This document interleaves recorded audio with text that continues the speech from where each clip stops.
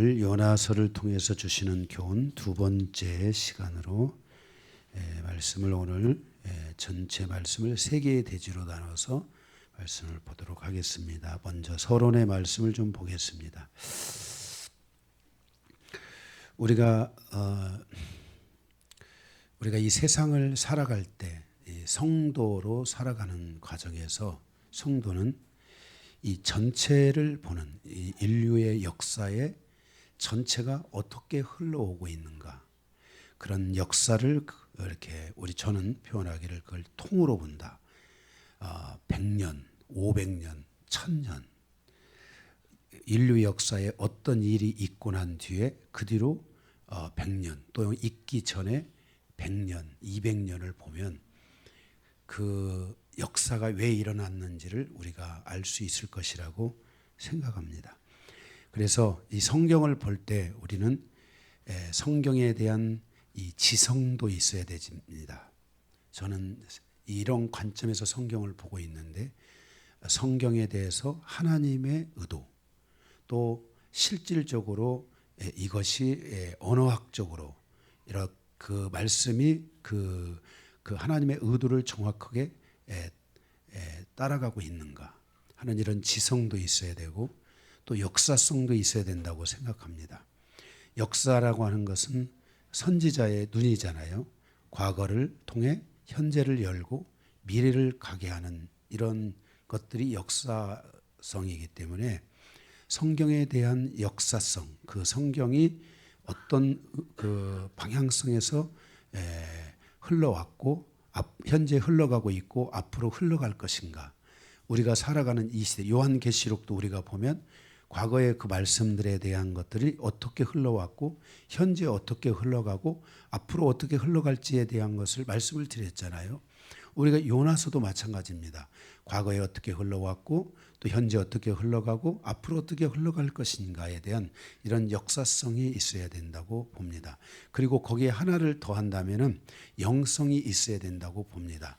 그러니까 나의 수준에서 말씀을 보는 것이 아니라 하나님의 수준에 최대한 다가가서 그 말씀을 보려고 하는 게 있어야 됩니다. 그래서 지성은 학교에서 보고 또 말씀을 깊이 묵상하면서 또 강해 설교나 서기의 과정이나 이런 여러 과정을 통해서 얻을 수 있을 것입니다. 역사성은 역사를 알 뿐만 아니라 통으로 보는 훈련들을 해야 되고, 그리고 그 역사에 대한 해석을 하나님의 관점에서 할 수 있는 그런 노력들, 그런 기도들이 또 있어야 됩니다. 영성이라는 것은 내가 그냥 뭔가 노력해서 되는 게 아니잖아요. 성경은 사도 베드로를 통해서 샛별 되신 예수님이 너희 마음에 올 때까지 기다리라. 영성이라는 것은 예수님과 살아가는 삶입니다. 예수님의 발자취를 마음에 갖는 것이 영성입니다. 그 발자취를 따라가는 것, 그게 바로 영성입니다.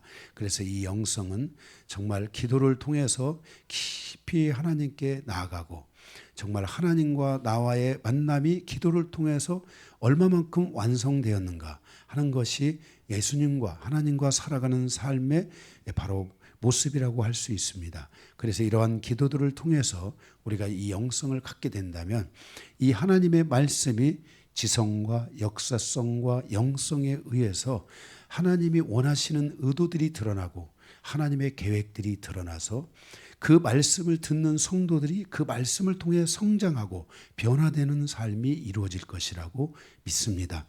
신앙생활은 교회 다니는 것이 아니라 성장하는 것입니다. 말씀을 통해 변화되는 것입니다. 특별히 유대인들은 처음부터 그들은 늘 하나님과 살아가는 삶이 익숙하지만, 이방인들은 본질적으로 보면 우상과 살아왔고 어둠과 살아왔고 세상과 살아왔습니다.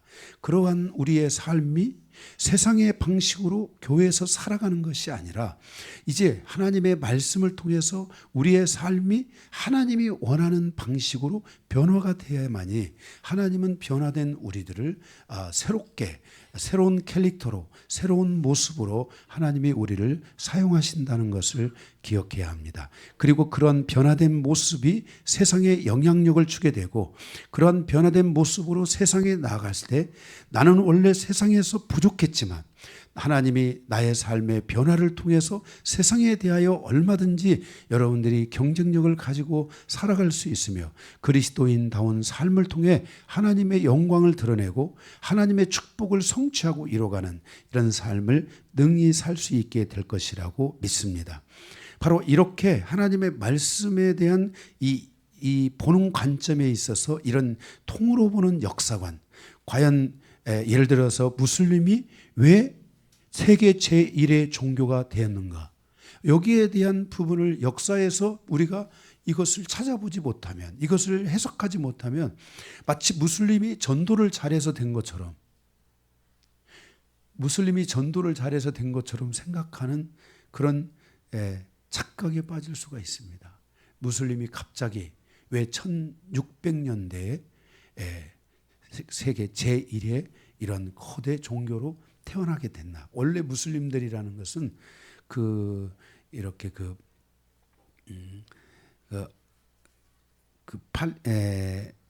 중동 지역에 있었던 베두인들, 중동 지역에 있었던 베두인들이 중심이 되어 있었던 것이 무슬림들입니다. 그래서 그들이 알라를 믿고 이렇게 하면서 살아가는 아주 소수, 굉장히 작은 무리의 사람들이었습니다. 유대인들보다도 더 작은 무리의 사람들이었는데 이들이 이렇게 거대 종교로 성장했을 때는 무슨 의도가 있다 이 말이에요. 거기에 뭔 과정이 있다 이 말이에요. 이런 것들에 대한 것을 우리가 알아야 됩니다. 이런 부분들을 좀 우리가 오늘 서론에서 간단하게 좀 살펴보고 가기를 원합니다. 역사를 통으로 보는 훈련을 하게 되면 현재 일어나고 있는 일은 결과가 어떤 결과를 앞으로 가져오게 될지에 대한 것들을 우리에게 알려주게 된다는 것입니다. 현재 우리에게서 지금 우리가 역사를 보게 되면, 이 역사성에서 통으로 보는 역사를 보게 되면 우리는 지금 이스라엘과 그리고 중동 지역에 좀 나름 전쟁들이 일어납니다. 그 다음에 러시아와 우크라이나의 전쟁들이 일어나고 있습니다. 이런 전쟁이 과연 역사에서 어떻게 말씀하고 있는가? 이미 역사에서 이것을 말하고 있다면 너무나 놀라운 일이고 이것은 정말 우리가 자다가 벌떡 일어나야 될 일 아니겠습니까? 그런데 이런 일들이 실질적으로 구약부터 시작해서 말씀에 실질적으로 존재했고 그것이 현재 일어났고, 그러면 이것이 앞으로 미래에 어떤 관점으로 오는가 하는 것입니다. 제가 어제가 토요일이었죠. 토요일날 제가 토요일날 바빴는데 아침에 그래도 토요일날 머리는 좀 단속해야 되겠다 해서 제가 머리 단속하는 데를 갔어요. 그랬더니 거기 아들 되시는 분이 부장인데 그분이 저한테 그런 거예요. 목사님, 요즘 이스라엘이나 이런 데서 전쟁이 이렇게 일어나는데 이거 어떻게 지금 목사님 생각하고 계시냐고 저한테 묻더라고요. 그래서 제가 한마디로 딱 얘기를 했어요. 만약에 이 전쟁이 유브라데스 강으로 간다면, 그러니까 이란과 이스라엘의 중간 경계 정도 되는 곳, 좀 더 이란 쪽으로 가까운 곳, 그곳에 바로 이라크라는 나라의 이란과 이라크의 끝부분에 연결되어 있는 그곳에 유브라데스라는 강이 있습니다. 세계 모든 문명은 제국은 유브라데스를 통해서 태어났습니다. 아수르 제국이 유브라데스를 넘어왔습니다. 성경에 또 에덴 동산도 유브라데스 강을 끼고 흐르잖아요. 그리고 모든 나라들이 바벨론인, 그 다음에 헬라마저도 원래 헬라의 탄생지는 이 그리스 쪽인 것 같지만은 그들이 원래 이 아랍 쪽, 중동 쪽, 이란 쪽으로부터 와서 그들을 다 지배하고 유브라데스를 건너가면서 세계를 제패한 겁니다. 그게. 그래서 메데파사도 마찬가지고 다 유브라데스를, 헬라도, 로마도 또 그렇게 똑같은 방식으로 흘러서 가면서 전 세계를 제배해서 유브라데스가 있습니다. 근데 성경에 유브라데스 강이 있는데 거기에서 이스라엘과 중동에 큰 전쟁이 있을 것이라고 성경이 그렇게 예언하여 말씀했습니다. 그래서 제가 그랬습니다. 만약에 이 전쟁이 유브라데스 강으로 간다면 그때는 이제 위험한 때다. 그때는 제가 그랬어요. 꼭 예수 믿어야 된다고. 교회부터 달려가서 꼭 예수 믿고 회개하고, 응? 예수님 마음에 영접하라고 그랬어요. 그랬더니 이분이 긴장이 돼가지고 제가 그래서 그분에게 복음을 전했습니다. 제가 뭔가 한 게 아니고 그분이 저한테 물어보는 거예요. 물어봐가지고 제가 이렇게 좀 가끔 이렇게 그분이 뭐가 질문을 해요. 그럼 제가 이렇게 시원하게 대답을 해주니까 이번에도 그걸 물어보더라고요. 네, 이렇게 역사를 우리가 보는 관점들이 생기게 되면 미래의 역사가 보이게 되는 거예요. 여러분들도 이 부분은 충분히 이해가 되잖아요.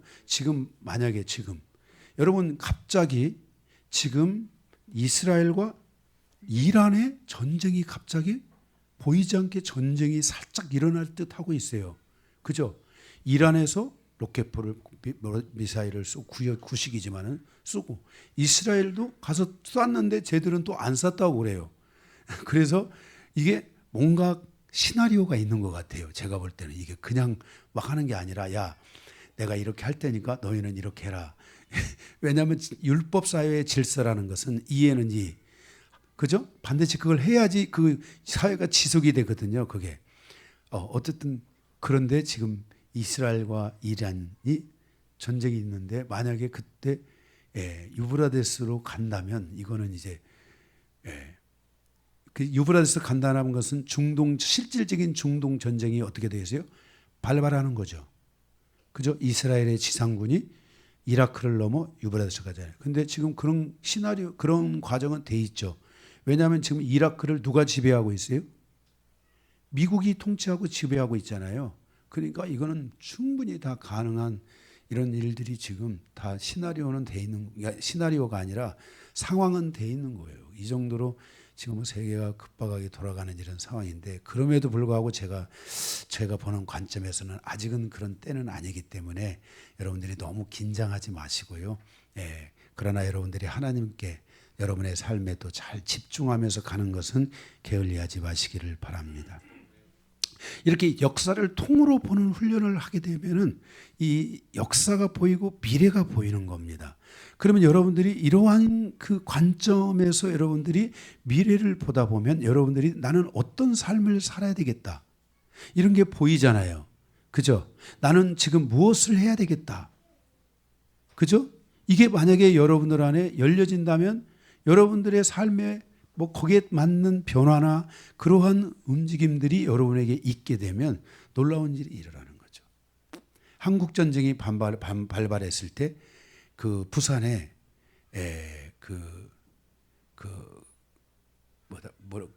꿀꿀이 돼지국밥이 막 유행을 해가지고 어마어마하게 돈을 번 거야. 누가 돼지국밥에 가서 돈 벌 거라고 누가 생각했겠어요? 그런데 그 돼지국밥이 지금까지 사람들에게 유행을 타고 있어요. 그죠? 그런 것처럼 여러분들이 미래를 보게 되고 그런 것들을 보면 무엇을 해야 되겠다, 어떻게 해야 되겠다 하는 이런 믿음의 방향성들이 여러분들 안에 만들어지게 되고 이루어지게 될 줄로 믿습니다. 우리가 이제 이러한 그 통으로 보는 역사 안에서 아까도 제가 말씀드린 것처럼은 이 무슬림의 세력이 강화되는 길들이 열렸던 것은 중세 암흑 시대의 결과라고 할 수 있습니다.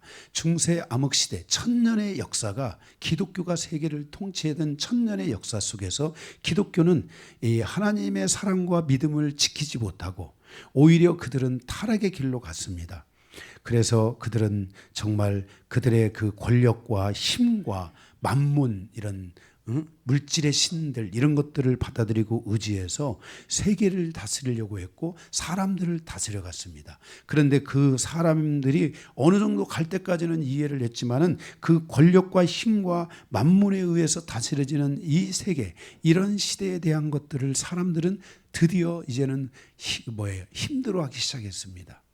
그래서 그들이 그러한 과정을 거치면서 결정적인 순간에는 십자군 전쟁을 하게 되고 이런 전쟁의 많은 역사를 통해서 결국 그들은 그 전쟁에 또 패배하게 되고 이렇게 하면서 이제 무슬림의 세력들이 갑자기 등장하는데 그때 그 무슬림들이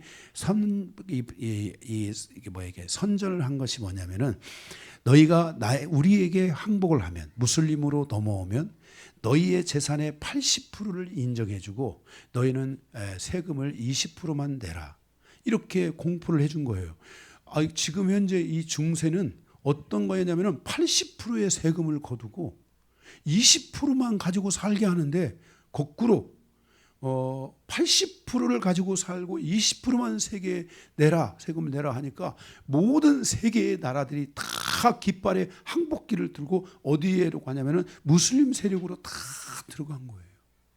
그래서 그 1600년, 1650년 이쯤 해가지고 르네상스가 발발하잖아요. 이때 바로 막 전 세계에 어마어마한 무슬림 국가들이 만들어진 거예요. 그게 그냥. 그리고 무슬림은 그곳에다가 무스크라든지 무슬림 사당을 세워가지고 그들로 하여금 그 정기적으로 하루에 5번 뭔만 하면 되는 거예요. 기도만 해라. 이렇게 해가지고 그들이 가서 5번 기도하고 그리고 가서 그곳에 무슬림이 세워지면서 이런 일들이. 지금 우리나라에도 지금 누가 지금 어떤 이상한 사람이 모스크를 갖다가 어디든 인천인가 어딘가 뭔가 거기다 세워야 된다고 말을 해주고 그게 지금 막 또 매스컴에 뜨고 그러죠. 이상한 사람들이 많아요. 네. 그래서 그러니까 이러한 것들은 결국은 무슬림의 이러한 탄생은 무엇이 기여했냐면은 바로 중세 암흑 시대가 1000년의 시간이 바로 이러한 것들을 낳게 됐다는 것이에요. 그뿐만 아니라 그때에 등장한 것이 뭐냐면 공산주의와 제국주의가 큰 힘을 얻어서 그들의 길이 열려지게 되는 거예요. 다 뺏어갔는데 무슬림은 공산주의는 그 유물론인가 뭐가 그런 사상이 있잖아요. 배급해줘. 다 공동으로 나누겠다. 뭐 이렇게 하니까 막 사람들이 막 혹해가지고 막 공산주의한테 막 빠져들고 막 이런 일들이 있고 또 제국주의가 일어나가지고 그 강한 자가 이긴다 해가지고 막 전쟁을 해가서 다 뺏어버리고 막 이런. 그래서 영국이 막 세계를 다 지배하고 그리고 그들에게 막 강제로 기독교를 믿게 하고 하는 이런 많은 이런 일들이 있어지는데 이 원인이 뭐냐면은 바로 중세 500년에서 1000년, 1000년에서 1500년 이 중세 이 1기, 2기가 있는데 이 1기, 2기, 이 1000년의 세간을 바로 기독교가 세계를 지배했는데 사람들이 거기서 기독교에 대한 그냥 그 혀를 내두르는 거예요. 혀를 내두르. 막 종교 재판, 마녀 사냥, 그리고 면죄부 이 성당을 짓는데 내는 돈이 뭐예요? 그게 면죄부인가? 그 면죄부 막 이런 어마어마한 그런 그 착취를 통해서 그 중세 1000년은 정말 고통의 시간이었던 거예요. 예, 여러분들이 그런 것들은 다 인터넷이나 이런 매스컴을 통해서 여러분들이 찾아보면 그 자료들은 너무너무 많이 있잖아요. 책도 많이 나와 있고. 이 정도로 아픔과 고통이 기독교가 준 아픔과 고통이 반사적으로 뭘 낳냐면은 무슬림 강국을 만들었고 공산주의를 만들었고 전쟁을 좋아하는 제국주의자들을 만들어서 세계가 이러한 흐름 안으로 가는 이런 일들이 있어지게 됐다는 것이에요. 그래서 이것은 하나님께서 중세 1000년의 역사는 교회가 죽은 시대요, 진리가 죽은 시대였습니다. 그 1000년의 끝자락에서 그 세대는 하나님이 보내신 적을 맞이해야 되는데 그 적들이 바로 무슬림이고 바로 공산주의고 제국주의라는 거예요. 우리나라는 지금 이런 제국주의와 공산주의 안에 둘러싸여져 있습니다. 일본은 제국주의, 러시아는 제국주의며 공산주의, 중국도 제국주의며 공산주의, 북한은 공산주의. 이런 나라들의 틈바구니에 지금 그러니까 이게 뭐예요? 전쟁에 언제든지 전쟁을 할 수 있는 나라들이 우리 주변에 꽉 다 채워져 있는 거예요. 우리나라는 이런 전쟁의 이런 상황에서 저는 잘 지혜롭게 이것을 헤쳐갈 수 있는 그런 지혜가 우리 대한민국에 반드시 필요하다고 믿습니다. 그래서 다시 말씀드리지만 우리나라에서는 전쟁이 나면 안 됩니다. 전쟁 나면 우리나라는 이제 일어나기가 어려울 수 있습니다. 예, 옛날 한국 전쟁식으로 일어나는 그런 시대가 아닙니다. 지금은 전쟁을 통해서 일어나지 못하는 나라, 아프가니스탄, 시리아, 지금 우크라이나도 전쟁을 하지만 이게 얼마나 그 후유증이 클지는 정말 이런 나라들 지금 시리아, 레바논 다 전쟁을 통해서 그 사람들의 소원이 시리아 사람들의 소원이 뭐냐면 전쟁만 끝나게 해달라고. 그런데도 아직도 전쟁을 하고 있습니다. 얼마나 이 후유증이 큰지를 우리가 알아야 됩니다. 그래서 절대 우리 대한민국에 전쟁이 일어나지 않도록 우리는 기도해야 될 줄로 믿습니다. 아멘.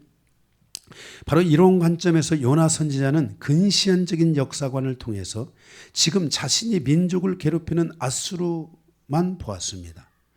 아수르가 자기를 괴롭히니까 그 아수르만 보니까 결국은 그들에게 가서 복음 전하는 것을 하기 싫어했던 거예요. 이스라엘의 현재적 모습이 얼마나 타락했고 그 타락의 결과가 어떻게 나타날 것인지를 요나 선지자는 잘 몰랐어요. 그러니까 죄송한 얘기지만 요나 선지자는 수준은 조금 떨어졌던 거예요. 선포하는 능력은 있었지만 수준은 조금 떨어지는 선지자 중에 하나였던 것 같아요. 실질적으로 그 당시에 이스라엘 땅에 가보면 믿는 자들이 있다고 하는 이스라엘 땅에 가보면 아방과 그의 아내 이세벨 우상 숭배의 그 원흉 이세벨이 있었고 그리고 그들 가운데 가장 악한 자인 아달랴가 있었는데 이 세 사람은 아합과 이세벨과 아달랴는 이들을 통해서 하나님의 나라에 위기가 오고 구원의 주로 오실 예수 그리스도의 통로가 차단되고 그것들이 막히는 위기의 순간을 이 요나는 보지 못했던 거예요. 지금 이 이스라엘 자기 민족의 이 타락의 모습이 앞으로 미래에 무엇을 가져다 줄 것인지에 대한 것을 선지자는 부족했던 거예요. 그러니까 이 역사를 통으로 보고 저 미래를 보는 이런 그 안목들이 이 요나 선지자에게 부족했던 것이에요.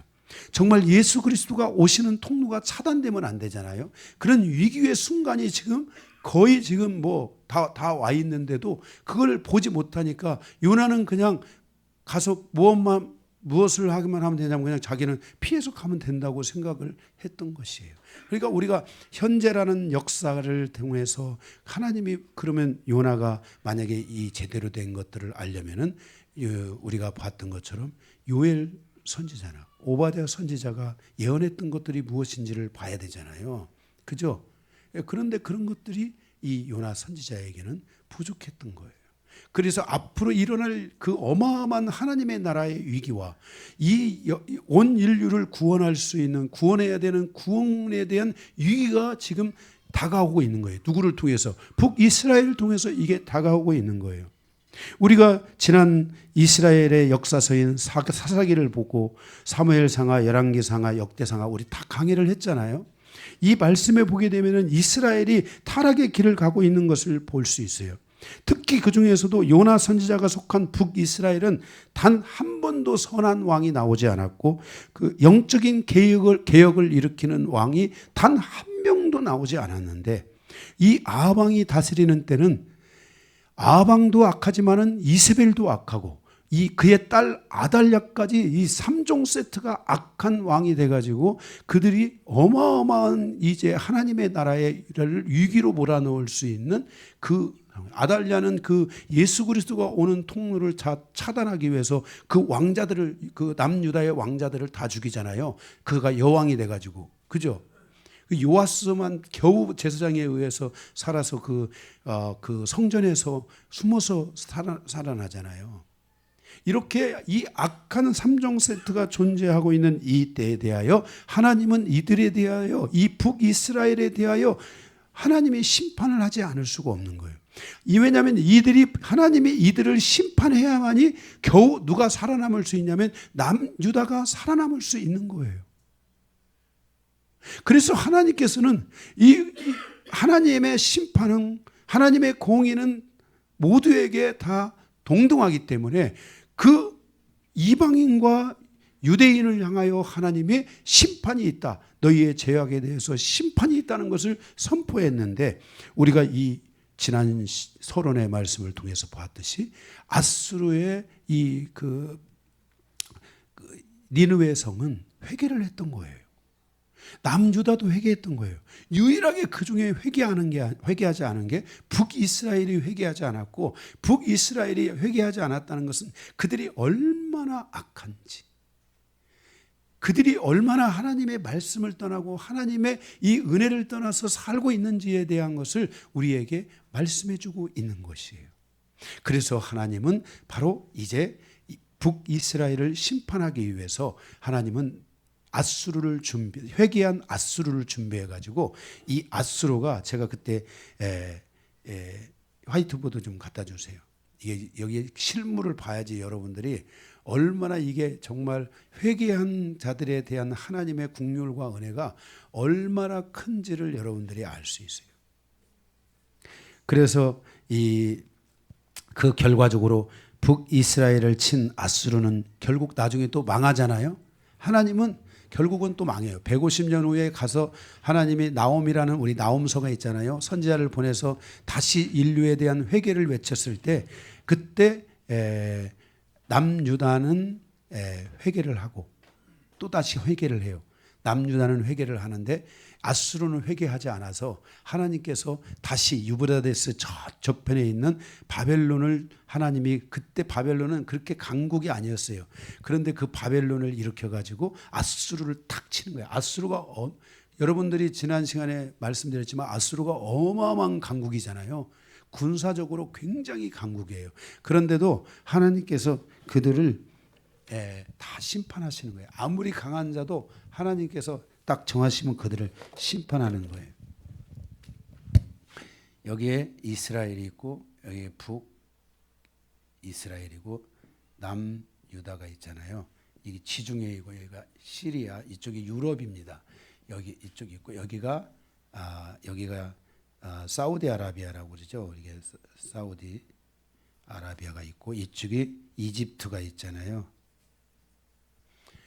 그리고 이쪽이 이제 중동이잖아요. 다 중동. 여기 이라크, 그리고 여기가 이란이 있잖아요. 그런데 이때 이 아수르를 통해 아수르가 세계를 제패할 때 여기를 다 정복합니다. 여기를 다 정복하는 거예요. 그런데 여기만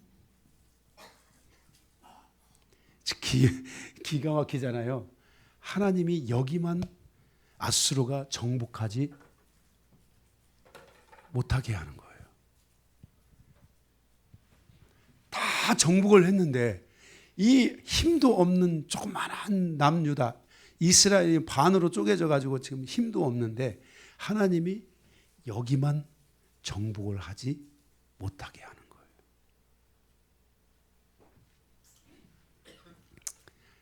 여기 다 아수르예요. 아수르가 세계, 이집트까지 다 지배를 해서 모든 길들이 다 차단되어 있는 이런 상황에서 하나님께서는 남유다만 딱 살려준 거예요. 왜 살려주셨어요? 아수르가 회개하고 남유다가 회개했기 때문에 살려준 거예요. 그래서 북이스라엘의 영향력 때문에 남유다가 위기가 올 수 있으니까, 하나님을 버릴 수 있기 때문에 북이스라엘을 쳐서 남유다를 하나님이 보호하시는 거예요. 왜냐하면 여기에 지금 남유다의 여기 북이스라엘의 그 아합과 이세벨의 딸 아달랴가 여기 와서 있잖아요. 에우라는 왕이요, 이 아달랴라는 이 여왕을 암살해 가지고 죽여버립니다. 그래서 에우가 왕인데요. 그 왕의 한 일에 딱 한 가지가 있어요. 그게 뭐냐면 아달랴를 죽인 거예요. 딱 한 가지, 그분의 업적 딱 하나가 있는데 그게 바로 뭐냐면 아달랴를 아달랴를 죽인 거예요. 애우왕이 그래서 이세벨과 그 가문 이세벨의 가문과 특별히 그 중에 아달랴를 제거하는 요 작업을 하는 게 애우왕이 한 일이에요. 이렇게 하나님께서 이렇게 회개한 자들에 대해서 이렇게 하시는 것을 보게 돼요. 결국은 이제 아수르도 멸망할 거잖아요. 그런데 요나 선지자는 근시안적인 안목이 하나님의 뜻에 대항하는 결과를 가져다 준 거예요. 그래서 요나는 스스로 자기가 이제 뭐 한 거예요? 이러한 하나님의 의도, 계획을 알지 못하고 이제 요나는 다시스로 도망을 가려고 뱃속에 갔는데 지난 시간에 어부들에 의해서 요나가 바다에 던져지는, 그래서 그때 하나님이 우리에게 7가지의 방법을 통해서 우리에게 말씀하신다. 여러분들이 이 7가지의 방법을 여러분들이 가지고 있으시면서 어떤 상황에 하나님이 나에게 이렇게 말씀하고 있구나 하는 것들을 여러분들이 깨닫는다면은 그 상황을 통해서 여러분들이 하나님의 이 은총의 빛이 여러분에게 쫙 비치면서 여러분의 삶에 은혜가 오고 여러분은 삶을 돌이키고 새로운 길들이 열려지는 이런 일들이 있을 것이라고 믿습니다. 그래서 지난주에 그 7가지를 여러분들에게 쭉 말씀을 드렸어요. 그 중에 여러분들이 삶에서 그런 것들이 필요하다면 적용해 하시는 성도들이 되시기 바랍니다. 이게 이제 오늘 말씀은 요나가 이렇게 이러한 과정을 통해서 이제 바다에 딱 던져졌어요.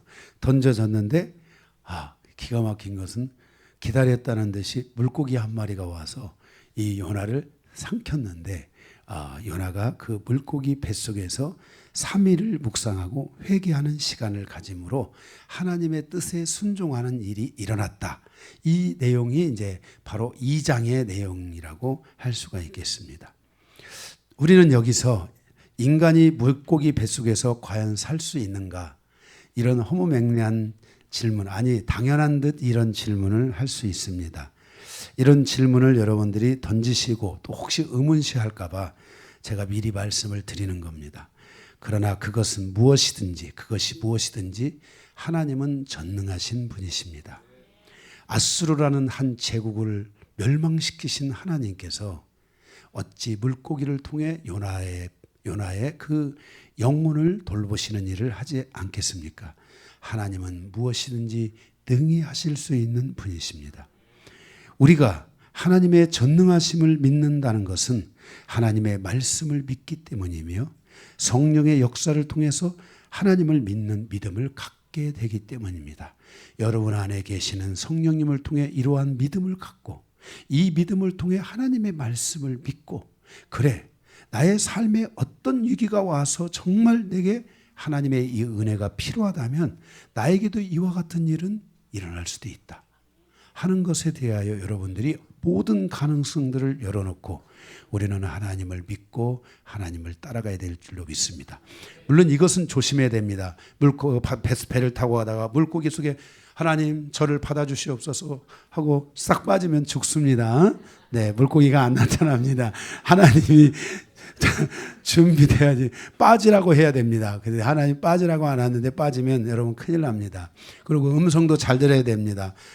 하나님 빠지라고 한다. 그래서 그거 잘 알아보시고 하시기 바랍니다.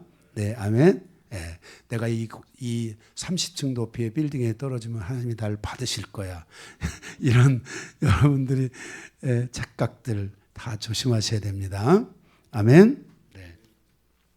자, 어쨌든 그러나 여러분들이 하나님을 믿는 이 분명한 믿음을 갖고 살아가시기를 바랍니다. 요나는 물고기 뱃속에서 기도를 통해 무엇을 깨닫게 될까? 오늘 3가지의 말씀을 나누도록 하겠습니다. 오늘 첫 번째 말씀이 제일 중요한 말씀이라고 할 수 있겠습니다. 오늘 이 첫 번째 말씀에 대해서 여러분들에게 이 말씀에 대해서 2가지 말씀을 좀 드리겠는데요. 이왕이 여기다가 이렇게 했으니까 여러분들에게 여기 팁을 하나 주도록 하겠습니다. 팁, 오늘 공식입니다. 첫 번째 말씀의 공식.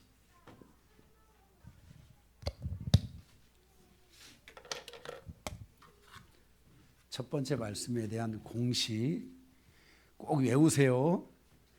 아멘.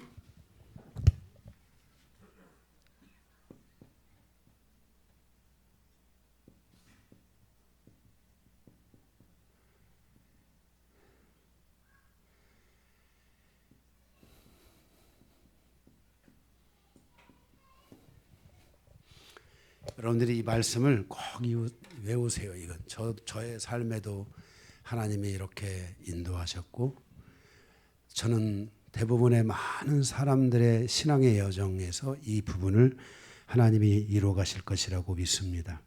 오늘 첫 번째 대지는 예비하시는 하나님과 하나님과의 새로운 만남이 주는 교훈입니다. 우리가 이 예비하시는 하나님 할 때, 하나님이 뭔가를 나를 위해 예비하신다 할 때는 바로 내가 고난 속에 있다든지 굉장히 어떤 어려운 환경 속에 처해 있기 때문에 그때 하나님의 뭔가에 예비하심이 있다는 것입니다. 첫째, 고난, 말씀, 예비함이라는 이 기차를 우리는 올라타야만 합니다.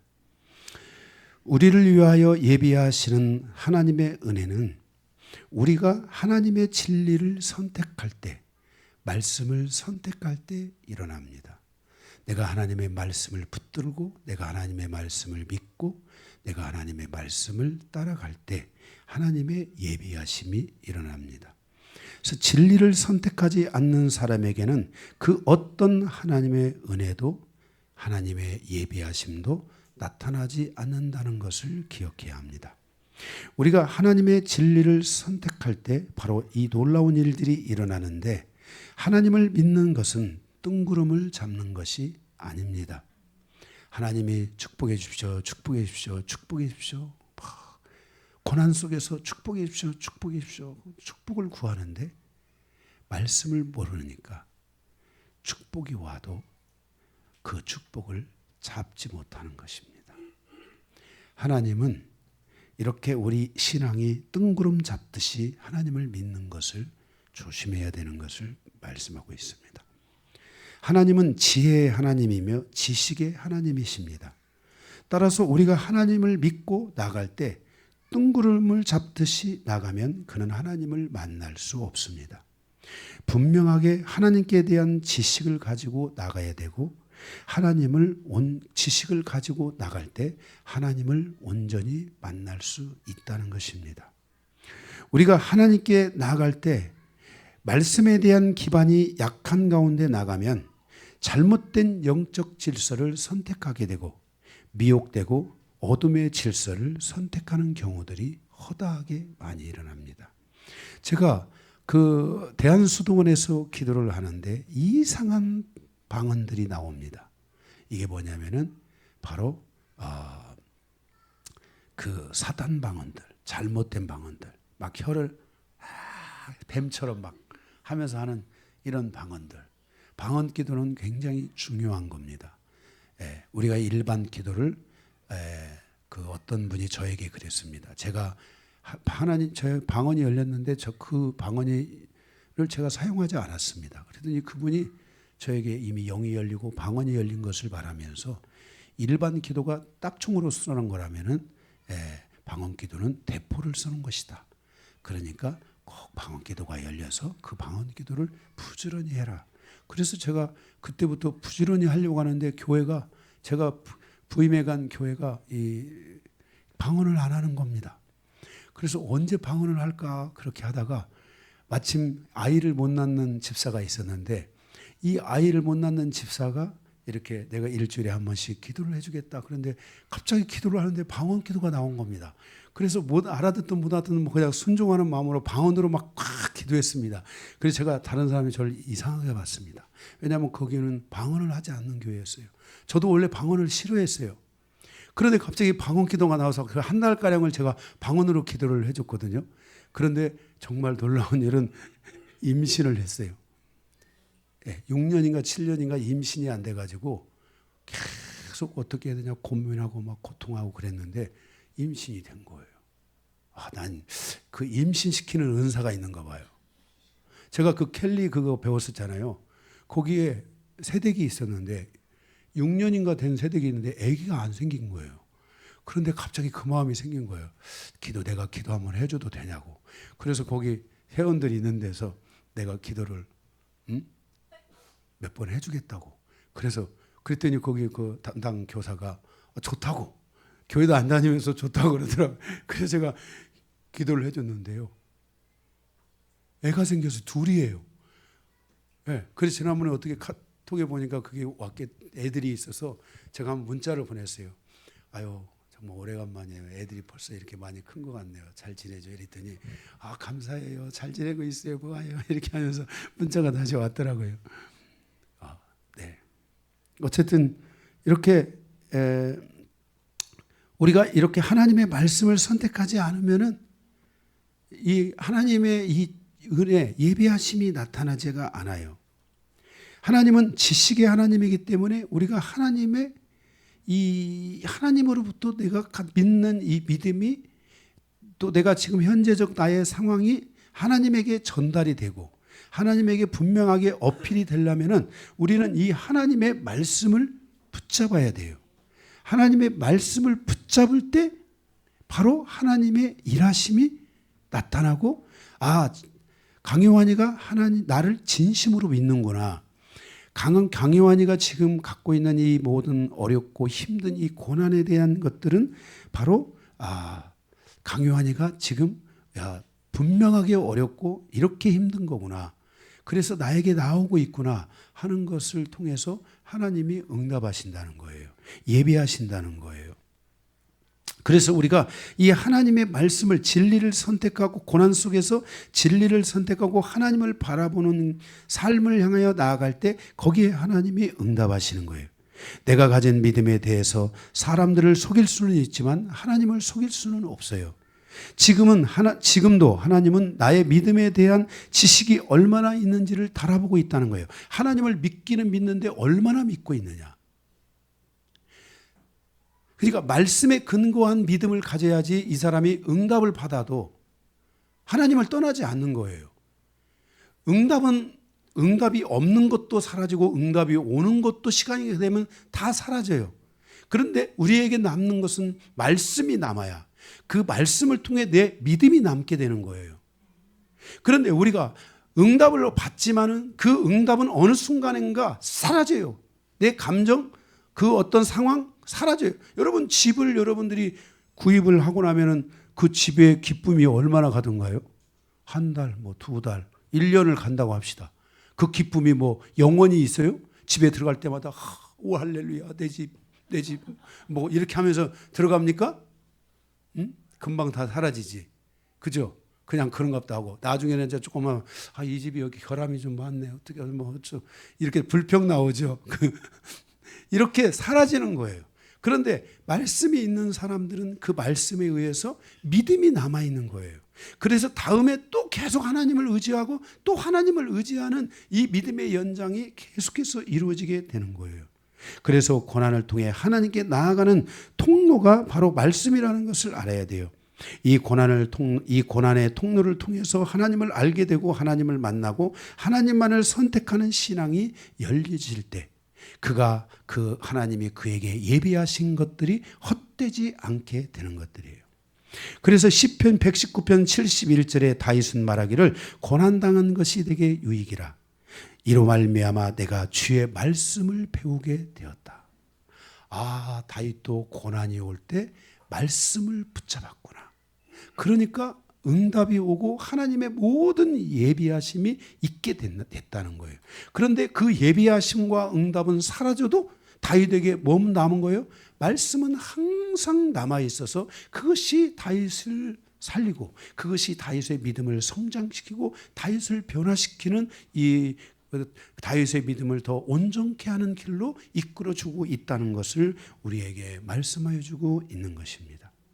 고난을 통해 생명을 얻고 주의 말씀을 배우는 그런 경험자가 우리는 되어야 됩니다. 그러므로 고난을 통해서 하나님을 인정하고 하나님을 아는 만큼 믿음의 길이 열리게 됩니다. 고난의 과정을 통해서 나를 위해 모든 것을 예비하시는 하나님을 만나게 되는 것입니다. 그래서 우리가 고난을 탓하는 자가 되면 안 됩니다. 고난을 통해 원망과 불평과 의심을 마음에 가지면 안 됩니다. 고난이 올 때 우리는 말씀을 붙들어야만 하는 것입니다.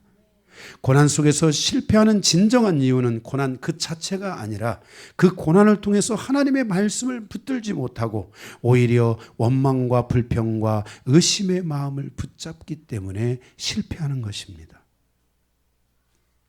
여러분들이 하나님을 붙들어야 됩니다. 제가 처음에 수원에 와서 2층을 갔는데 비가 막 셉니다. 아니 겨우 2층에 왔는데 비가 새가지고 어떻게 하라는 거야? 그럴 때 제가 막 거기서 하나님을 막 원망하고 막 불평하고 이런 게 아니라 하나님께서 그때 말씀을 전하는데 제 마음속에 하나님께 나아가 기도하라 하는 말씀을 하나님이 주셔서 그 말씀을 붙들고 하나님 앞에 딱 나갔습니다.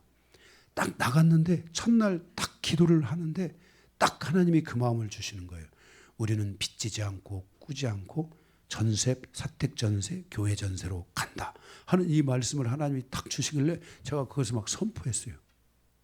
그리고 나서 제가 계속해서 건너방에서 기도를 하는데 어느 날 밤에 막 제가 막 울면서 막 잠을 잘 수가 없어요. 너무 성령이 충만해가지고 막 잠을 잘 수가 없어요. 막 그때 막 그러면서 막 밤새도록 막 갈 수 있다 하시니는 나의 능력 주 하나님 하면서 이 찬양을 하면서 막 잠도 안 자고 막 찬양하다 기도하다가 막 아멘 아멘 할렐루야 아멘 아멘 하고 막 이렇게 하면서 딱 했는데 그 다음날 아침에 10시 9시 55분부터 전화가 오기 시작하는 거예요. 목사님, 제가 지금 은행 앞에 서 있는데 혹시 돈 필요하지 않으세요? 할렐루야, 제가 기도했어요. 응답이시네요. 빨리 보내세요. 돈이 막 오는 거야. 또 한 번도 연락 안 오던 어떤 아는 장로님인데 전화해가지고 또 전화 오고 또 어떤 분들은 또 막 좋은 막 돈이 막 여기서 온다는 막 소식들을 나한테 전해주는 거야. 할렐루야, 정말 이렇게 하나님이 이렇게 다 예비하시는구나. 그러니까 하나님 말씀을 붙들고 가니까 막 그때 원망하고 불평하고 의심하는 게 아니라 오히려 하나님 말씀을 붙들고 가니까 놀라운 일이 있어요. 그런데 이제 그 건물이 나가야 되잖아요. 그 건물이 나가야 될 거 아니에요. 그래서 근데 누가 비 새는 건물을 누가 들어오겠어요. 그런데 거기에 방주 어린이집의 원장님이 그날 그때 이제 막 유치원 어린이집을 시작하려고 방주 어린이집 원장님이 온 거예요. 와가지고 이제 우리 거기를 얻겠다는 거예요. 그래서 제가 그랬어요. 이 건물이 새고 이렇게 해서 안 좋은데 여기 얻으시면 고생할 것 같다고. 근데도 얻으시겠냐고 했더니 얻겠다고. 그런데 거기가 세상 말로 명당짜리였던 거예요. 거기서 어린이집 대박이 나가지고 바로 건물을 지어서 가기 시작하면서 우리 강기도 목사는 아니 강한종이가 거기에 4살인가 5살, 3살, 4살 때부터인가 그 어린이집에 장학생으로 네, 졸업할 때까지 다녔어요. 졸업할 때까지. 나올 때도 장학금을 주더라고요. 그 나올 때도 마지막 장학금. 장학금 받으면 어린이집에서 장학금 받고 나온 사람이에요. 네. 이렇게 하나님께서 이렇게 역사를 하시는 거예요. 야, 그러면서 저를 볼 때마다 비새는 집에 들어갈 수 있게 해주셔서 감사하다고. 그때 목사님이 아니었으면 나는 너무너무나 죄송하고 마음이 아픈데 그분은 다 오히려 나를 볼 때마다 그렇게 감사를 하는 거예요. 하나님의 일이 너무나 놀라워요. 그때 그 말씀을 한번 붙드는 역사가 이렇게 하나님의 놀라운 역사를 가져오게 된 거예요. 그러니까 우리가 이런 것들을 우리가 경험하고 가는 그런 삶이 우리에게 필요한 거예요. 성도는 어떠한 상황 속에서도 뒤로 물러가 침륜에 빠질 자들이 아닙니다. 성도는 뒤로 물러나는 자들이 아니라 자기 영혼을 구원에 이르게 하는 믿음을 가진 자들이라고 히브리서 10장에 말씀하고 있습니다. 뒤로 물러나 침륜에 빠지는 것은 그가 하나님의 말씀을 붙잡지 않았기 때문입니다. 하나님의 말씀을 붙잡는 자들은 절대로 뒤로 물러나는 일이 없고 침륜에 빠지지 아니하고 그는 자기를 구원할 뿐만 아니라 믿음의 역사를 가져오게 된다는 것입니다. 오늘 1장 17절의 말씀에 보니 하나님께서 요나를 위하여 큰 물고기를 예비하신 것은 요나가 하나님의 말씀을 붙잡고 있기 때문이라는 거예요. 그가 비록 다시스로 가지만은 그 하나님의 말씀은 놓지 않았던 거예요. 그리고 물고기 뱃속에 들어가서 비로소 이 말씀을 내가 하나님의 이 말씀을 내가 이제는 전해야 되겠구나. 이 말씀대로 가야 되겠구나. 19절에 보면 맨 마지막에 구원은 여호와께 속한 나이다라는 이 정말 매우 중요한 이 메시지. 그러니까 이 요나는 선지자답게 비록 조금은 부족했을지 모르지만 선지자답게 하나님의 말씀을 붙들고 있었기 때문에 말씀을 붙든 자들에게는 고난의 상황 속에서도 하나님의 예비하심이 있다는 거예요. 여러분을 향한 이 하나님의 예비하심에 대한 은혜가 여러분 안에 항상 풀어지기를 바라고, 저는 이 말씀을 믿기 때문에 여러분들의 삶에 어떤 고난이 오고 역경이 오고 아픔이 오고 고통이 올 때, 성도들의 삶에 이와 같은 것이 올 때 저는 그때 하나님의 말씀을 붙드는 거예요.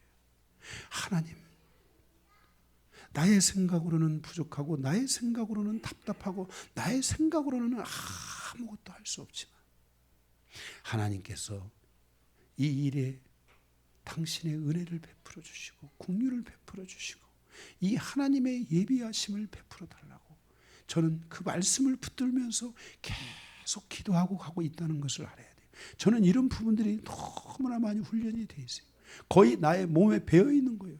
그냥 툭 치면 말씀을 탁 붙드는 이런 삶이 저희 몸에 배어 있는 거예요. 여러분에게도 그런 삶에 몸에 밴 이 말씀에 몸에 밴 삶이 여러분에게 있어서 이런 여러분의 삶에 고난이 온다 할지라도 두려워하는 것이 아니라 그 속에서 우리의 삶을 예비하시고 도우시는 하나님을 만나고 그 하나님을 알고 그 하나님을 계속해서 붙드는 이런 믿음의 여정들이 되시기를 바랍니다. 그래서 그가 하나님의 말씀을 들었을 때 드디어 보세요. 나아가서 이 요나가 말씀을 전하는데 사람들이 막 그냥 회개하는 거야. 정말 말씀을 붙들고 가는 자의 삶이 얼마나 위대한 것인지 그 막 믿음의 역사를 가져오는 거예요. 그러니까 요나가 이러한 것을 통해서 하나님을 만나게 되는 거예요. 우리는 우리의 인생의 여정에서 고난이 온다면 말씀을 온전히 붙잡으시기 바랍니다. 그러면 나의 삶을 돌이키시는 하나님의 예비하심이 있다는 것을 여러분들이 알게 될 것입니다. 고난 다음에 말씀, 그리고 이 예비하심에 대한 이것을 여러분들이 이 공식을 잊지 마시고, 때로는 고난이 올 때 낙심하고 좌절하고 의심하고 여러분들이 거기서 원망하고 절망하는 것이 아니라 그때 이왕이 죽는 것 말씀 붙잡고 죽어야 그래도 천국은 가지 않느냐. 자, 옆에 한번 해주세요. 이왕이 죽는 것 말씀은 붙잡고 죽어야 천국 가지 않느냐. 아멘. 그래서 여러분들이 꼭 말씀을 붙잡으시기 바랍니다. 네, 두 번째 1장 17절 요나의 고난은 인자의 삶, 곧 십자가의 고난을 의미하고 있다는 것입니다. 요나가 밤낮 3일을 물고기 뱃속에 있었습니다. 이것은 십자가의 죽음을 의미하며 물고기 뱃속에서 나오는 것은 부활을 의미합니다. 죽음과 부활은 구약시대나 신약시대나 동일한 하나님의 구원의 약속의 말씀입니다. 구약의 하나님과 신약의 하나님이 다른 하나님이 아닙니다. 하나님의 말씀은 어제나 오늘이나 영원토록 동일하다고 말씀했습니다. 하나님의 구원은 유대인이나 이방인이나 모두에게 동일한 조건 속에서 역사되고 있다는 것을 알아야 됩니다. 누구든지 예수 그리스도와 함께 죽은 자들은 예수 그리스도와 함께 부활에 이르게 되는 것을 하나님이 언약하고 있으며 하나님의 말씀이 우리에게 약속하여 주고 있다는 것을 기억하시기 바랍니다. 요나의 물고기 뱃속 사건은 예수 그리스도의 죽음과 부활에 대한 예표인 것입니다. 그리고 그 예표대로 자기의 본 백성들은 예수를 믿지 않았지만 이방인들은 이 부활과 그 죽음과 부활의 사건을 통해서 탄생된 이 복음의 메시지를 듣고 이방인들 니느웨 성은 구원을 얻을 수 있게 된 것입니다. 그들의 그 구원의 역사는 150년을 이어갔으니 이 구원의 역사가 얼마나 위대하고 놀라운지를 우리는 기억해야 할 것이며, 이 큰 구원과 이 큰 복음과 이 큰 믿음을 우리에게 허락해 주시고 이 모든 복음에 대한 은총에 대한 이 가능성을 열어주신 하나님 앞에 감사와 영광을 돌려야 될 줄로 믿습니다. 요나가 물고기 뱃속에서 나아가 이방 민족에게 복음을 전했을 때 니느웨 성에 그 복음의 역사가 그대로 일어났고, 왕도 이 복음을 듣고 왕은 이제 공포를 뭐라고 하죠? 그걸 백성들에게 이 방을 붙여가지고 방을 붙여서 모두가 다 회개하라. 하나님 앞에 여호와 앞에 회개하라. 너희 집안의 개들까지도 금식하라 해서 개들도 금식했다는 거 아니에요. 그 먹는 거 좋아하는 개들이 금식하고 과연 어떻게 살았을까? 예? 정말 개까지 다 금식하면서 굵은 배를 통이고 백성들이 다 회개했는데 그 회개의 물결을 하나님이 받으시고 그 아수르를 150년 동안이나 보호해 주신 거예요. 150년 동안이나 아수르를 허물 자가 없었던 거예요. 그 한 번의 회개가 이렇게 놀라운 역사를 가져오게 된 거예요. 그래서 여러분들이 하나님 앞에 말씀을 듣고 회개하고 여러분들의 삶이 늘 하나님을 향해서 나아가는 그런 삶이 되어야 될 줄로 믿습니다. 마지막 두 번째, 기도하는 요나를 통해서 주시는 교훈입니다. 1절에서 9절입니다. 마지막이 아니라 10번이 하나가 남아있는데 그건 짧으니까 2번, 기도하는 요나를 통해서 주시는 교훈. 여기에 5가지가 있습니다. 첫째, 기도는 하나님과 대화하는 것이다. 2절 보면 내가 받은 고난으로 말미암아 여호와께 불러 아뢰었더니 주께서 내게 대답하셨고 내가 스올의 뱃속에서 부르짖더니 주께서 내 음성을 들으셨나이다. 그랬어요. 그러니까 기도는 대화예요. 그래서 여러분들이 와서 뭐 일반적으로 기도하든 방언으로 기도하든 여러분들이 하나님과 대화하는 기도를 할 수 있으셔야 되고요. 하나님의 여러분들이 음성을 들을 수 있어야 되고요. 방언으로 기도하는 사람은 통변을 할 줄 알아야 돼요. 시아라카라스 이스마라 나의 거룩하신 하나님. 이렇게 방언을 여러분들이 통변하실 수 있어야 돼요. 자기 통변을 할 수 있어야 돼요. 원래 우리 영광교회는 모든 성도들이 자가 통변을 다 할 수 있도록 제가 토요일 날 훈련을 시켰는데, 그래서 다 통변들을 자기 통변 자기들 할 줄 알고 다른 사람들도 다 통변해 줄 줄 알아요. 여러분들이 자기 통변을 할 수 있으면 좋아요. 하다가 시아라카라시스마스 오르스카이라시스마스 이렇게 방언으로 하면서 하나님과 대화하듯이 소리를 듣고 또 하고, 거기에 따라서 여러분들이 제가 여기 하나님의 음성도 들어야 되잖아요. 제가 아까 첫 번째 하나님 거룩하신 나의 하나님 이렇게 했잖아요. 그때 하나님께서 딱 하시는 말씀이 나는 너의 하나님이다. 하나님이 이렇게 성령을 통해서 이렇게 우리에게 탁탁 말씀하시거든요. 그래서 이런 기도들을 여러분들이 많이 하는 훈련을 통해서 기도가 굉장히 폭이 커지고 기도가 굉장히 강해지게 되고 그 기도의 역사들이 강하게 일어나는 거예요. 그러니까 여러분들이 이런 부분들에 대해서 기도하시고, 만약에 나는 자가 통변을 못한다 하는 분들이 계시면 제가 개별적으로 가르쳐 드릴게요. 아직 리더십 못하고 있으니까 어떻게 하면 통변을 하는지 저하고 몇 번 만나면 여러분 다 아실 수 있습니다. 통변이나 어렵을 하나도 없어요. 여러분 한국말을 여러분들이 통변할 필요가 있어요, 없어요? 왜? 할 줄 아니까. 그잖아요. 응? 그죠? 그러면 저기 우리 어린아이들은 한국말을 처음에 한글을 모르는 아이들은 할 수 있어요, 없어요? 못 하잖아요. 그럼 어떻게 해요? 조금만 가르쳐주면 다 해요. 기억, 니은, 다 아야 다 가르치면 다 해요, 그거. 예, 그 방법만 조금 가르쳐주면 누구나 다 할 수 있는 거예요. 하나님이 우리에게 기도는 하나님과 나와의 기도에 대한 놀라운 관계를 맺어가기 위해서 주신 것이기 때문에 다 가능한 거예요. 그래서 여러분들이 기도가 독백이 아니라 일방적인 기도가 아니라 기도를 통해서 하나님과 대화하는, 하나님과의 계속해서 그 기도의 관계를 맺어가는 이런 기도들하고, 여러분들의 기도가 어떻게 변화되고 어떻게 발전하고 그 기도 속에서 하나님이 나에게 뭘 원하고 있고 나는 어떤 방향성을 가져가야 되고 이런 것들을 여러분들이 계속해서 훈련하는 그런 시간들이 되고 그런 기도들을 여러분들이 드려야 될 줄로 믿습니다. 두 번째로 기도라는 것은 일상생활, 현재의 상황을 아뢰는 것입니다. 3절에 보니까 주께서 나를 깊은 깊음 속 바다 가운데 던지셨으므로 주님이 던졌다고 말하는 거예요. 그죠? 있는 그대로 하는 거예요. 큰 물결이 나를 둘렀고 주의 파도와 큰 물결이 내 위에 넘쳤나이다. 바다에 탁 던져지는 순간에 그죠? 요나가 어떤 생각을 했을까요? 응? 죽었다. 아니 바다에 던져지는데 물고기가 나타나겠지. 무슨 뭐 영화를 보십니까? 꿈을 꾸십니까? 물고기 그 바다에 딱 던져지는 순간 주여 죽었습니다. 용서하소서. 그죠?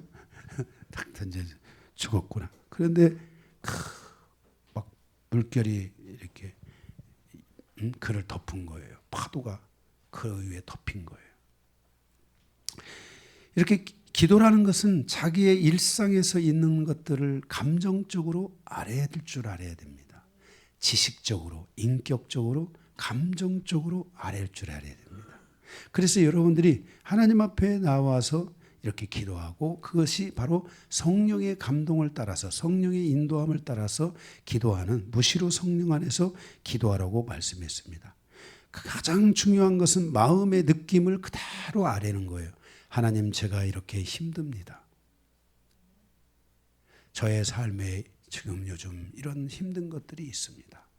하나님 저의 마음에 안정을 주시고 평강을 주십시오. 저를 다스려 주십시오. 이런 기도를 통해서 하나님 앞에서 회복을 구하고 하나님 앞에서 다시 그 마음의 그러한 그 감정이 새롭게 되어질 수 있도록 변화될 수 있도록 그런 것을 놓고 여러분들이 기도하셔야 돼요. 네. 우리가 물고기 뱃속에서 산다는 것은 불가능하잖아요. 그죠? 그 불가능한 상황을 하나님께서 인도하고 계신다는 것을 고백했고 5절에도 보면요. 거기에 보면 그래요. 물이 나를 영혼까지 둘러싸며 깊음이 나를 에워싸고 바다풀이 내 머리를 감쌌나이다. 아주 구체적으로 이렇게 얘기해요. 바다풀이 뭐예요? 미역, 파래 이런 것들이 자기 머리에 막 어떻게 하다 보니까 막 미역들이 막 달라붙고 막 그런 거예요. 그래서 아주 그냥 있는 상황을 그대로 그것을 하나님께 아뢰는 거예요. 그래서 이렇게 여러분들이 이런 것들을 아뢰고 이런 부분들을 여러분들이 일상의 삶을 여러분들이 그것들을 가지고 여러분들을 가시기 바랍니다. 제가 여러분들을 위해서 기도를 할 때도 그 상황을 그대로 하나님께 하나님 많이 힘들어 이런 부분들이 있습니다. 하나님께서 이들을 이렇게 붙드시고 이들을 향해서 회복되도록 하나님께서 이들의 가정을 보호해 주시고 지켜 주시고 이렇게 기도하는 거예요. 그래서 그런 부분들이 여러분들 안에 그대로 기도하셔야 됩니다. 세 번째로는 기도는 하나님의 임재를 바라보는 시간입니다. 4절에 보게 되면은 내가 말하기를 내가 주의 목전에서 쫓겨났을지라도 주의 목전에서 주 앞에서 쫓겨났다. 다시 주의 성전을 바라보겠다 하였나이다. 그 속에서 주님 앞에 쫓겨났는데도 다시 주의 성전을 바라보겠다. 주의 성전 그 당시로는 주의 성전이 곧 그 당시로는 하나님의 임재가 있는 곳이잖아요.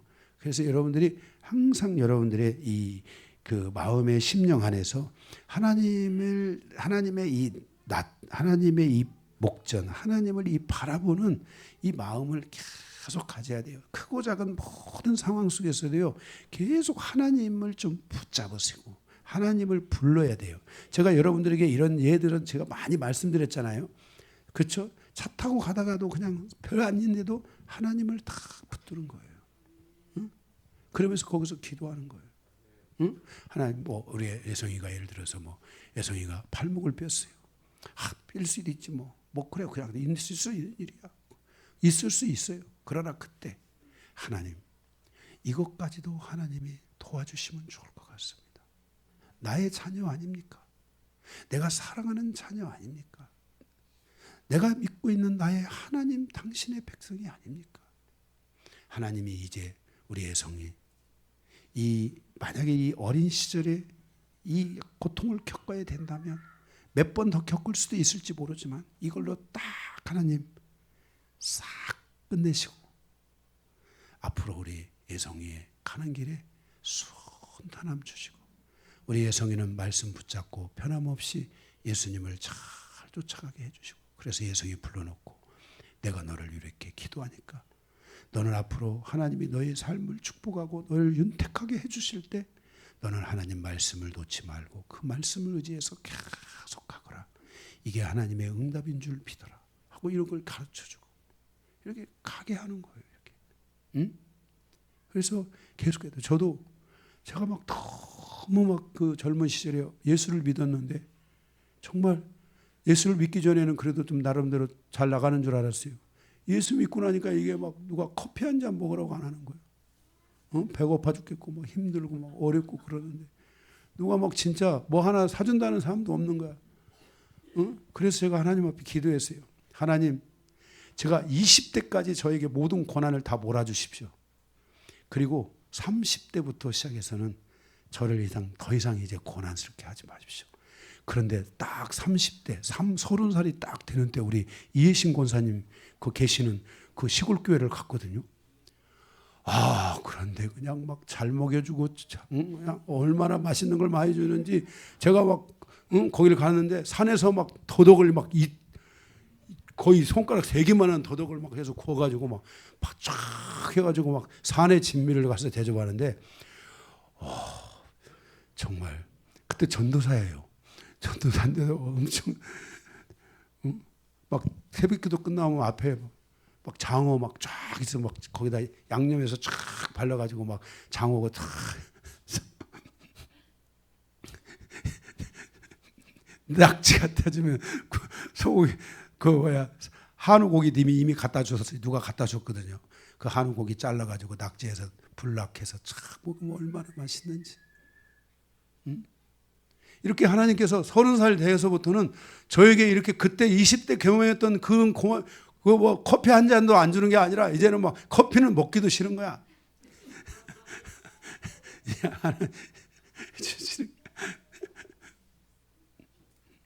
이렇게 그래서 늘 그런데 그때마다 그럴 모든 상황 때마다 저는 늘 하나님의 임재를 부르고 하나님을 붙드는 이 마음이 저에게 계속 있는 거예요. 응? 하나님을 늘 부르는 거예요. 그게 하나님께서 늘 함께 해주시도록 어렵고 힘든 막 모든 상황이 와도 두려워하지 않고 두려움도 있었어요. 그런데도 계속 기도하는 거예요. 그게. 하나님을 의지하는 거예요. 그런데 희한한 거는 하나님을 의지하니까 그런지 몰라도 하나님의 역사들이 계속 성도들의 삶에서 일어나는 거예요. 그게 크고 작은 일들이 계속해서 일어나는 거예요. 그래서 저는 그 하나님을 의심하지 않는 거예요. 네. 그래서 우리가 이렇게 하나님의 임재를 여러분 안에 항상 채우고 다녀야 돼요. 항상 마음이 힘들잖아요. 우리가 살아가다 보면 마음이 힘들 때 있잖아요.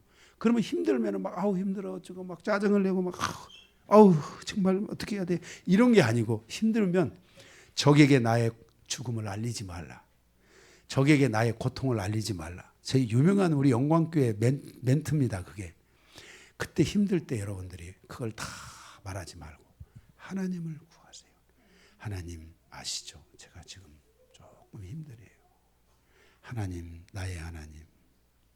그러면서 여러분들이 앉아있기 어려우면 서서 다니면서 하나님 하나님 나의 하나님 하고 서서 걸어다니는 것이 힘들면 뛰세요. 계속 하나님을 부르는 거예요. 네, 하나님을 아멘. 하나님 나의 하나님. 네, 힘들 때 있잖아요. 우리 그죠? 그럴 때 하나님을 이렇게 계속 정권사님 얼마나 요즘 힘드시겠어요. 그냥 오로지 하나님. 집에 들어갈 때도 하나님 하고 들어가고 나올 때도 하나님 하고 나오고 하나님 계속 이게 이 내 속에서 막 내 안에서 막 계속 이 하나님에 대한 이 막 그 것들이 메아리 쳐서 막 계속 올라와야 돼요. 여러분들 안에 그런 삶이 꼭 있기를 바랍니다. 그래서 임재, 기도가 열릴 때 하나님의 임재가 열린다는 것을 알아야 돼요. 기도는 영혼의 호흡이며 생명이에요. 성도가 고난 가운데 있을 때 하나님을 바라봄으로 기도를 회복해야 돼요.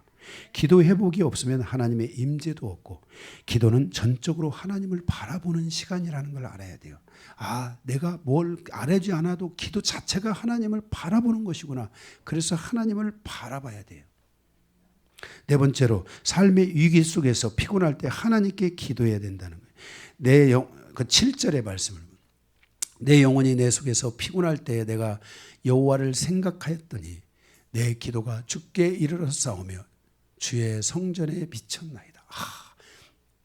벌써 하나님의 성전에 그의 기도가 딱 갔다는 거예요. 여러분의 기도가 하나님의 성전으로 가고 있다는 거예요. 내 영혼이 피곤할 때 하나님을 생각했다는 거예요. 우리의 영혼은 수시로 지치고 피곤할 때가 있어요. 영의 모든 기능들이 잠깐 멈추는 것 같은 때가 있어요. 저도 때로는 힘들고 어려울 때가 있을 때가 있어요. 영육간에 그런 때가 있어요. 그럴 때 하나님을 계속 붙들어요. 하나님, 어떻게 해야 됩니까? 하나님. 마치 위기에 같은 이런 시간이 우리 인생에 수시로 올 때, 이때 그 하나님을 계속 붙잡는, 이 하나님께 기도하는 그 기도가 우리 기도라는 것을 아셔야 돼요. 그래서 아까도 기도는 대화다. 기도는 일상의 상황을 아뢰는 거다. 기도는 임재가 있어야 된다. 기도 속에서 위기 속에서 기도해야 된다. 피곤할 때, 힘들 때, 어려울 때 기도해야 된다라는 것입니다. 그래서 계속해서 주님을 붙들어야 돼요. 위기의 순간에 영적인 삶을 포기하고 기도를 포기하고 육체적으로 자꾸만 쉬려고 하는 이 연약함 속으로 들어가면 안 된다는 거예요. 이것은 사단의 유혹이며 사단의 음성일 수 있습니다. 우리는 쉬면서도, 만약에 저는, 그래서 제가 우리 성도들에게 그러잖아요. 너무 아프고 힘들면 제가 뭐라고 합니까? 누워서 속삭이듯이 방언으로 기도해라. 누워서 기도하라 그래. 힘들었어요. 계속 누워서 기도해라. 방언 기도는 여러분들이 그래도 일반 기도는 다 어려워도 방언 기도는 할 수 있잖아요. 그래 누워서 기도하는 거예요. 힘들 때도 계속 기도하라는 거예요. 그리고 풀어질 수 있도록. 그래서 이렇게 자꾸만 뭔가 이게 영이 여러분 안에서 멈춰지지 않도록, 여러분들의 육신의 연약함 속에서도 여러분의 영은 계속 움직일 수 있도록 하라는 거예요. 우리 자신에게는 그 순간적으로 역사되는 그 게으름 같은 것들이 있어요. 순간적으로 영적 게으름이 딱 다가오면 아우 귀찮아, 이러면서 막 갑자기 다른 쪽으로 방향이 확 틀어져 갈 수가 있거든요. 그런데 하나님으로 사는 훈련을 통해서 그때 힘들지만 이왕이 힘든 거 기도하면서 힘들어야 되겠다. 이러면서 기도하면서 힘드는 거예요. 아멘. 이왕이 하는 거 기도하면서. 아멘. 이때 여러분들이 하나님의 음성을 들을 수도 있고, 하나님이 여러분의 몸을 가볍게 할 수도 있고, 하나님이 여러분과 함께하고 있는 것을 여러분에게 알게 하실 수 있다는 거예요. 이런 것들을 여러분들이 몸에 배도록 기도하는 거예요. 이게 바로 기도예요. 여기 보면은 내가 생각했다는 말이 나오잖아요. 내가 여호와를 생각하였더니 그러잖아요. 순간적으로 모든 생각이 하나님께로 탁 집중되어 나가도록 하라는 거예요. 육신의 생각은 사망이지만 영의 생각은 생명과 평안이라고 했잖아요. 순간적으로 이런 말씀들을 붙잡는 거예요. 육신의 생각은 사망이요 영의 생각은 생명과 평안이다. 하나님, 이 말씀을 붙들고 내가 기도합니다 하면서 기도하는 거예요. 그래서 내 영혼이 하나님께로 돌아가고 하나님을 향해서 가고, 그래서 피곤과 위기 속에서 하나님을 생각함으로 우리의 영혼이 하나님의 전에 이르고, 또한 우리가 바라고 소망하는 것에 대한 응답을 얻고 새 힘을 얻어 찬양해야 된다는 거예요. 여러분들이 막 피곤하고 힘들고 막 지치고 막 그럴 때 뭐 때문에 지쳐요? 삶이 힘들고 어려우니까 지치지 않습니까? 그럴 때 응답이 와야 되거든요. 그죠? 그런 것들을 놓고 여러분들이 기도하시면 될 것 같습니다. 그 다음에 다섯 번째로는 기도는 감사라는 거예요. 감사의 기도를 드려야 된다는 거예요. 8절 9절에 보면 거짓되고 헛된 것을 숭상하는 모든 자는 자기에게 베푸신 은혜를 버렸다. 은혜라는 것은 뭐예요? 과거로부터 현재에 이르는 모든 과정이고 미래로 가는 과정이잖아요. 우리가 하나님의 계속 나의 삶에 오는 은혜들을 우리 감사해야 돼요. 제가 어떤 때는요 이런 기도를 해요.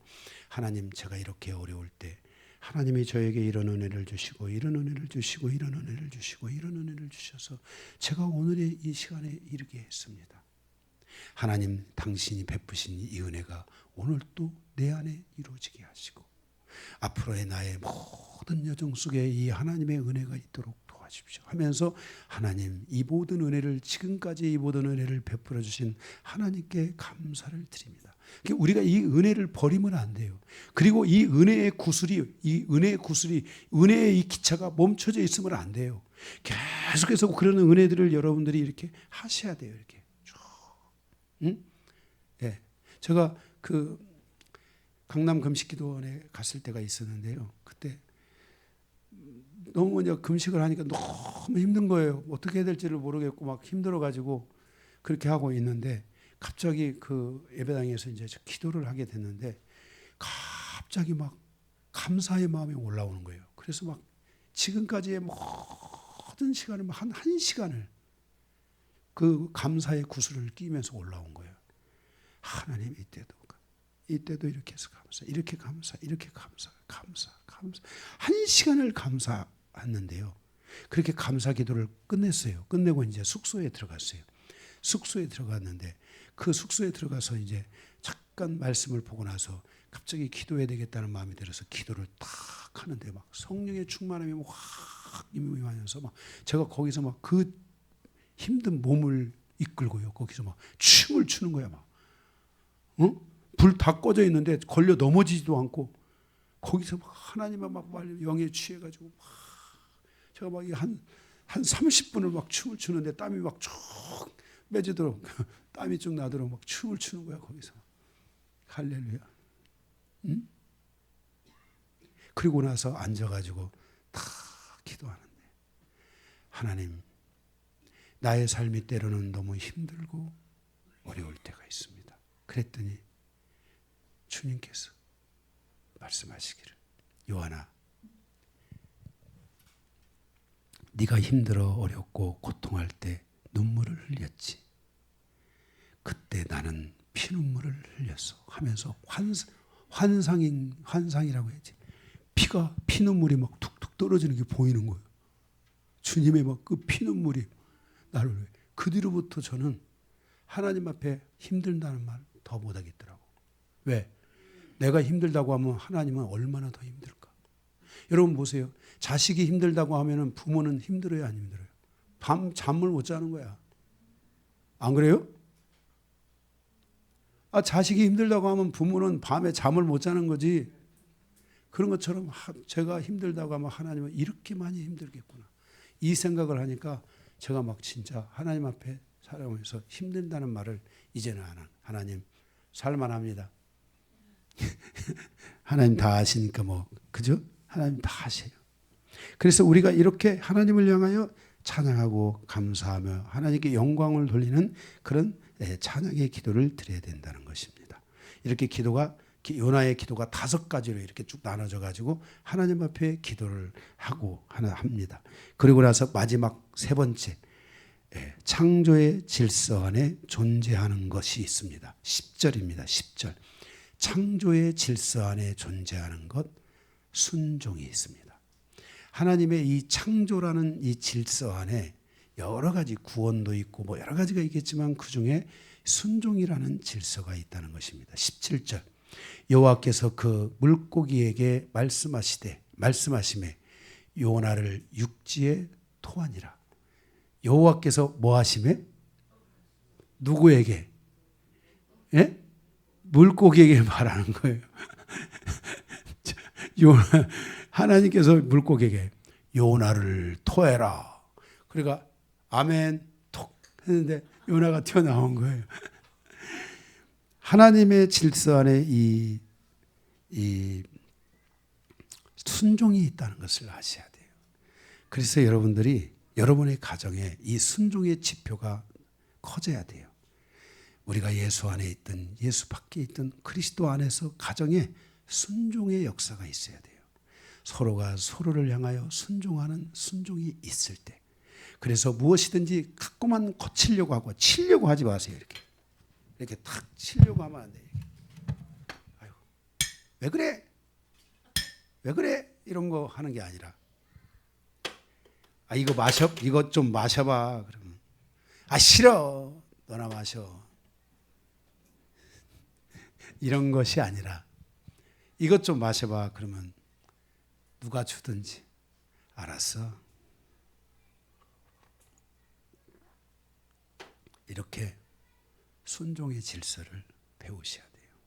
그래서 여러분들의 삶에 이 질서가 여러분 가정에 오면 하나님의 일하심이 굉장히 강하게 나타나기 시작할 것입니다. 이 질서를, 이 순종의 질서를 성취하고 이루는 우리 영광교회 모든 성도들의 가정이 되기를 주님의 이름으로 축복합니다. 말씀을 마치겠습니다.